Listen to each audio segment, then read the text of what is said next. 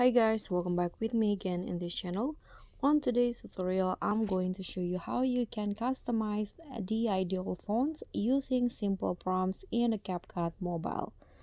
So if you guys didn't know, there is a new feature called AI text tool in CapCut where you can create text or generate text using prompts. So what you need to do is go to text and here click on the text template.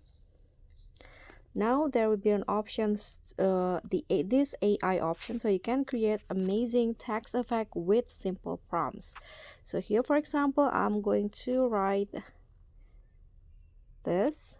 Click on the check icon. Now you can describe the text effect. Here I'm going to just use one from CapCut, or you can also use, sorry. Okay, let's try again. Here you can also use the prompt from CapCut. For example, I'm going to use this one, so just click on the use prompt option and click on generate. Now CapCut will generate the text, okay, like this, and you can change it to your liking, the text. Okay, if you like with the result, you can just click on add. Here click on the add option,